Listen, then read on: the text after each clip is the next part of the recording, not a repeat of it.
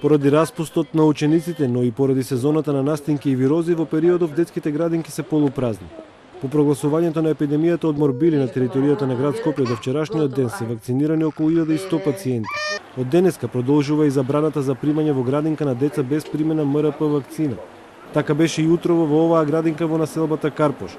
Родителите со потврди во рацете ги носеа децата. Сега ја вакцинираме во петокот. И сега мора да приложите потврда? Мора. Картончето или книжка пише, не се заведени се. Ги враќаат оние што не се вакцинирани? Да, колку што имам информација, да. Не е толку страшно сега како што изгледа, ама начекаа момент да ги извакцинираат сите деца сега. А сезоната на настинки ги наполни детските клиники. Директорот на Институтот за белодробни заболувања Козле вели дека бројката на згрижени деца е поголема од очекуваната. Во периодот на епидемија од морбили, тој вели дека бројката на ново вакцинирани е мала токму поради сезоната на настинки и вирози, бидејќи за да се вакцинира едно дете, предуслов е тоа да биде комплетно здраво. Со вакцинирањето си го заштитуваат своето дете.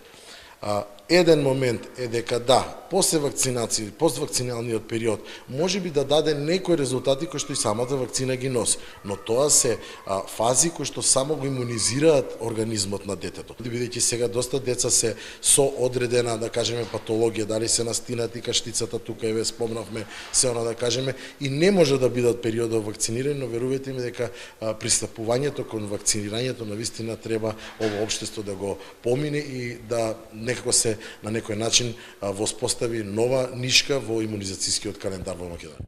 Казните со кои се соочуваат градинките доколку инспекциите откријат невакцинирани деца за правно лице се движат од 2000 до 4000 евра, а одговорното лице треба да плати 30% од одредената сума за правното лице.